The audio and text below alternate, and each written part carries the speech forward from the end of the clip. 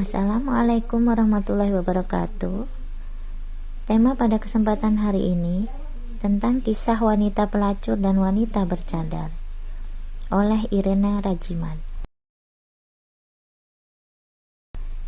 Inara baru saja pulang dari sharing di sebuah kajian di kota B.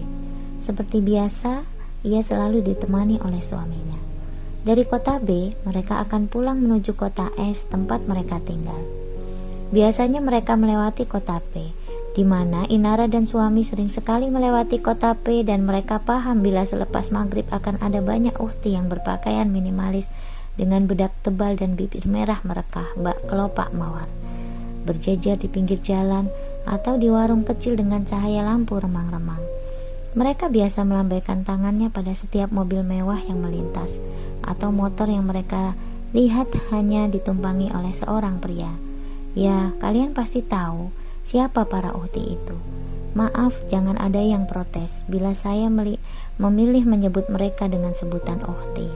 Sebab arti kata uhti adalah saudara perempuan, bukan? Abi, bagaimana bila kali ini amplop dari kajian ini kita berikan pada salah satu uhti yang biasa berdiri di pinggir jalan kota P nanti? Tanya Inara pada suaminya. Sang suami melambatkan laju mobilnya. Kenapa Umi memilih salah satu dari mereka? Suaminya balas bertanya. Entahlah Bi, Umi tidak tahu kapan terakhir kali mereka memakan makanan halal. Jangan-jangan ada salah satu dari mereka yang sedang menafkahi anak yang sedang belajar agama. Bagaimana Umi bisa berpikir bahwa ada di antara mereka yang memberikan pendidikan agama untuk anak-anaknya? Sejahat-jahatnya mafia, dia akan pilihlah hal-hal baik untuk buah hatinya. Sebab mereka manusia, bukan iblis. Sejurus suami Inara terdiam. Ada amplop berwarna coklat yang tergeletak di jok belakang. Inara sering sekali diundang di sebuah acara ataupun di sebuah kajian sebagai narasumber. Banyak yang memanggilnya ustazah. Namun Inara selalu klarifikasi, saya bukan ustazah. Ia lebih nyaman dipanggil dengan sebutan mbak atau bunda. Inara tidak pernah tahu berapa isi amplop yang selalu diselipkan oleh panitia di setiap bingkisan yang selalu dibawakan untuknya. Inara dan suami sudah sepakat tidak mau tahu jumlah nominalnya. Uang dari umat akan kembali untuk umat. Amplop itu biasanya akan diberikan kepada siapa saja di mana hati Inara tergerak untuk memberikannya. Bisa diberikan untuk tukang becak, kuli panggul, pemulung, gepeng, siapa sajalah. Namun entah kali ini hati Inara tergerak untuk memberikannya pada salah satu uhti yang berdiri di pinggir jalan sepanjang jalan kota P. Abi, tolong berhenti di sana, di tempat uhti yang berdiri sendiri itu, tunjuk Inara. Perempuan yang pakai baju merah itu. Iya, suami Inara menghentikan mobilnya tepat di hadapan wanita itu. Wanita itu refleks mendekat dan mengetuk kaca mobil. Kaca mobil dibuka. Wanita itu tampak terkejut melihat wanita bercadar berada di samping pria yang cukup terbilang tampan, yang berekspresi lurus di belakang setir kemudi. Wanita itu tersenyum kikuk sambil surut beberapa langkah ke belakang. Inara mengambil amplop coklat di jok belakang. Inara turun dari mobil sambil tersenyum. Namun wanita itu tak melihat senyuman bibir Inara di balik cadar. Assalamualaikum Mbak, sapa Inara. Waalaikumsalam. Wanita itu menjawab sambil menatap lekat Inara, seolah bingung apa keperluan wanita bercadar itu pada dirinya. Maaf Mbak, ini ada rezeki dari Allah. Saya bergerak untuk memberikannya pada Mbak.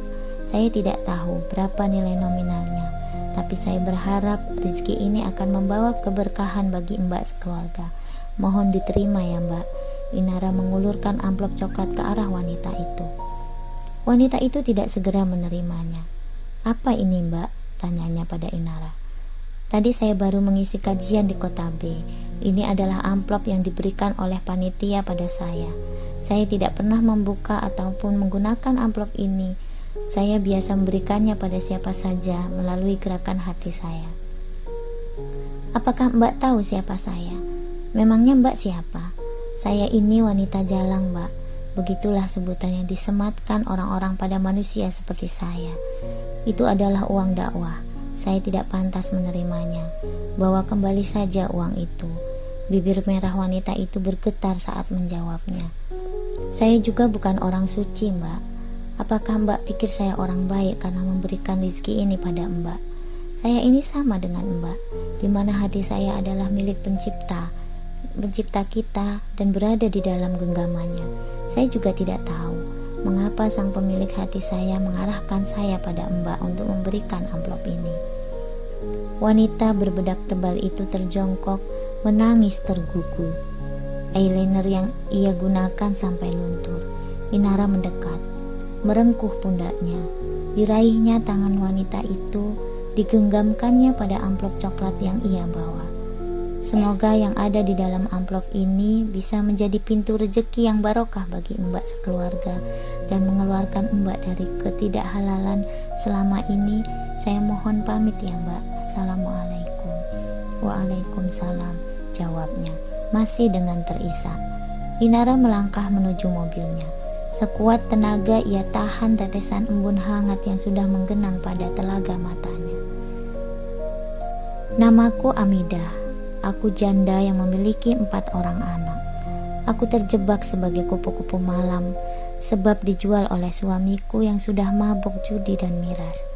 Namun akhirnya aku terbiasa dengan pekerjaan ini, walau kini suamiku telah meninggal karena overdosis miras. Walau aku pekerja haram, namun aku tidak ingin anak-anakku kelak akan sebejat aku dan ayahnya. Walau banyak gunjingan tidak sedap dari tetangga sekitar, aku tetap ikut sertakan anak-anakku pada pengajian musola terdekat kontrakanku. Anakku yang paling besar sudah kelas 6 SD, sudah bisa mengurus adik-adiknya bila aku tinggal. Sudah seminggu ini aku tidak menjumpai pelanggan satupun. Yah, aku bukan PSK kelas kakap yang biasa dibayar puluhan juta per jam. Aku hanyalah PSK kelas teri yang hanya dibayar 100-200 ribu per malam. Bahkan bisa banting harga lebih murah bila sedang sepi pelanggan. Yah, begitulah harga tubuhku. Seminggu ini kami hanya makan nasi dan rebusan daun pepaya yang tumbuh subur di belakang kontrakanku. Sore itu aku hanya memiliki selembar uang 20 ribu. Saat hendak berangkat mangkal seperti biasa, kulihat ada seorang anak bertubuh kurus dan kumal berlarian dikejar oleh 2 orang, laki-laki dan perempuan. Anak itu kulihat bersembunyi di balik semak-semak, tapi malang bocah itu ketahuan. Si laki-laki yang mengejar tanpa ampun menyeret bocah itu keluar dari semak-semak. Si wanita, entah istri laki-laki itu atau siapanya, sudah siap hendak memukul bocah itu. Refleks aku berlari ke arah mereka. Stop, ada apa ini? Dia maling, kata si laki-laki. Ya, setan kecil ini sudah maling dagangan kami. Si wanita tak kalah sengit. Memangnya dia sudah maling apa? Tanyaku. Heh, setan maling, keluarkan barang curianmu, bentak si wanita. Dengan ketakutan, bocah cilik itu mengeluarkan 2 bungkus makanan. Mungkin isinya nasi dan lauk. Nah ini, saya lagi bungkusin nasi ini buat pesanan, baru ditinggal sebentar ke dalam sudah dimaling sama setan ini. Si wanita itu kembali menimpali. Maaf Bu, adik saya lagi sakit di rumah. Sudah 3 hari gak ada makanan. Saya cuma minta 2 bungkus buat kedua adik saya. Kuperhatikan bocah itu sepertinya seumuran dengan anakku yang nomor 3. Aku tiba-tiba teringat anakku. Lalu kudekati wanita penjual nasi itu. Berapa harga 2 bungkus nasi itu? 20 ribu, jawabnya ketus. Ku ambil uang 20 ribu semata wayangku di balik dompet. Ku serahkan pada wanita penjual nasi itu. Akhirnya ia lepaskan bocah kurus kumal itu dengan kasar. Awas ya kalau kamu berani maling lagi, katanya mengancam sambil berlalu. Terima kasih tante, kata bocah itu menunduk sambil terus mendekap 2 bungkus nasi yang ia dapat dari warung. Jangan mencuri lagi ya dek, semoga adikmu segera sembuh. Bocah itu mengangguk, kemudian berlari secepat kilat dari hadapanku. Saat anak itu berlalu, aku kembali melanjutkan langkahku. Kuhidupkan sebatang rokok untuk mengusir kegalauanku. Ya Tuhan, daun pepaya di belakang kontrakan sudah habis. Uang 20 ribu semata wayangku pun sudah tidak ada. Dengan apakah esok hari anak-anakku akan makan Tuhan? Mengapa setetes rezeki haram pun tak mudah kudapatkan? Tiba-tiba mobil yang cukup mewah berhenti di hadapanku. Mataku berbinar penuh harapan. Aku langsung mendekat dan kuketuk kaca mobilnya. Saat kaca mobil itu terbuka, langkahku langsung surut beberapa langkah ke belakang. Kulihat seorang pria tampan di balik kemudi, namun di sampingnya kulihat ada malaikat bercadar. Malaikat bercadar itu mengambil sesuatu di jok belakang mobil, lalu keluar membawa amplop warna coklat. Amplop itu ia berikan padaku. Aku sempat menolak, sebab aku tahu itu adalah uang dakwah. Tanganku terlalu kotor untuk menerima amplop yang di dalamnya berisi infak dari orang-orang beriman. Namun malaikat itu justru mengatakan sesuatu yang membuatku menangis tergugu. Saya juga bukan orang suci, Mbak. Apakah Mbak pikir saya orang baik karena memberikan rezeki ini pada Mbak? Saya ini sama dengan Mbak, di mana hati saya adalah milik pencipta kita dan berada di dalam genggamannya. Saya juga tidak tahu mengapa sang pemilik hati saya mengarahkan saya pada Mbak untuk memberikan amplop ini. Ya Tuhan, benarlah dia malaikat yang kau kirim untuk menunjukkan betapa kau sangat mencintaiku. Aku langsung bergegas pulang. Di dalam kamar kubuka isi amplop coklat itu. Kuhitung lembar demi lembar kertas berwarna merah itu. 5 juta rupiah. Seumur hidup aku belum pernah memegang uang cash sebanyak ini. Ya Allah, benarkah ini? Ampuni aku ya Allah. Aku pendosa menjijikkan ini. Kau beri tunai hanya karena ku berikan lembaran uang 20.000, satu-satunya lembaran yang kupunya di hari ini, pada bocah kurus komal itu. Ah, siapakah bocah kurus komal itu? Aku juga tak tahu. Aku Muhammad Yahya.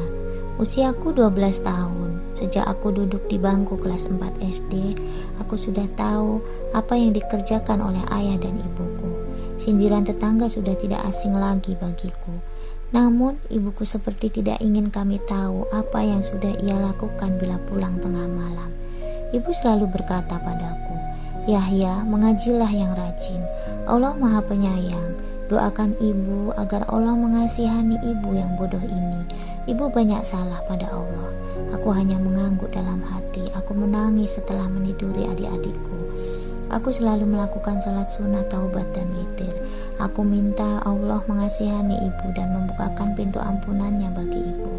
Setelah itu, aku membaca Quran sambil menunggu ibu pulang. Ibu tidak tahu kalau setiap bulan aku selalu khatamkan Al-Quran. Aku selalu menangis setiap kali membaca Quran dan membayangkan apa yang sedang ibu lakukan di luar sana untuk menghidupi kami berempat. Ya Allah, kasihanilah ibuku, lindungilah ia selalu. Bukakanlah pintu ampunanmu bagi seluruh dosa-dosanya. Entah bagaimana cara Allah menjawab doa-doaku. Kini yang ku tahu, ibu sudah tidak lagi mengenakan pakaian mini. Ia menggantinya dengan jilbab, walau belum sempurna. Sudah tak pernah lagi keluar malam, dan aku sudah tidak pernah lagi melihat ibu merokok. Kini kami tak memiliki warung sembako. Alhamdulillah, akhirnya kami bisa mengecap rezeki halal. Ketika kutanya, dari manakah ibu dapatkan modal untuk membuka warung sembako? Ibu menjawab, rezeki halal dari langit yang dikirim melalui malaikat bercadar. Aku mengernyitkan kening. Iya benar, ibu sendiri tidak pernah tahu seperti apakah wajah malaikat itu. Sore itu selepas asar, Ustazah Rizka, Inara memanggil dengan nada berbisik setengah berteriak. Ustazah Rizka menoleh. Aku Inara. Inara langsung mendekat. Oh Bunda Inara, kok bisa ada di sini? Habis dari mana? Aku mencari rumah wanita ini. Inara menunjuk foto seorang wanita di layar HP saat dulu Inara memberikan amplop coklat itu. Suaminya sempat memotret dari dalam mobil tanpa sepengetahuan siapapun. Hanya Tuhan yang tahu. Oh, ini Ibu Amidah. Oh, jangan-jangan Bunda adalah wanita bercadar yang dia ceritakan itu. Memangnya dia cerita apa pada Ustazah? Dia bercerita banyak. Intinya, dia minta pendapat saya, uang 5 juta itu baiknya digunakan untuk apa. Dia ingin mengakhiri dunia kelamnya. Saya sarankan untuk membuka warung sembako. Uang 5 juta, Inara mengulang. Iya Bunda, isi amplop itu uang 5 juta. Kenapa Bu Amidah minta pendapat pada Ustazah? Sebab anak-anak Bu Amidah mengaji pada saya. Anaknya yang sulung juga pernah bercerita banyak hal tentang ibunya dan juga tentang uang dari langit yang diberikan oleh malaikat bercadar. Malaikat bercadar, iya, begitulah Bu Amidah menyebut anti Bunda Ainara. Oh iya, sekarang Bu Amidah telah mulai berjilbab Bunda. Hati Inara tersentak. Ada yang melonjak di sudut hatinya. Matanya berkaca-kaca, menata lekat mata bening Ustazah Rizka. Sore itu, Ustazah Rizka menceritakan banyak hal perihal Bu Amidah dan Yahya. Sebelum berpamitan, Inara berpesan sesuatu pada Ustazah Rizka. Ustazah, mohon rahasiakan identitas malaikat bercadar. Saya hanya ingin tahu bagaimana keadaan beliau saat ini. Namun informasi dari Ustazah sudah lebih dari cukup bagi saya. Mohon kiranya Ustazah berkenan meneruskan tangan saya untuk membimbing Bu Amidah agar tidak kembali tergelincir ke lembah kelam. Baik Bunda, insya Allah. Dalam perjalanan pulang, Inara bergumam dalam hatinya, ya Allah, benarlah Engkau memang membenci perbuatan dosa, namun Engkau tidak membenci pendosa. Kau selalu ulurkan tangan bagi mereka yang bersedia untuk Kau angkat. Kita tidak pernah tahu ada tangisan apa di balik tawa. Kita juga tidak pernah tahu ada kebahagiaan apa di balik tangisan. Barakallahu fikum wa wallahu alam bisawab. Wabillahi taufiq wal hidayah. Wassalamualaikum warahmatullahi wabarakatuh.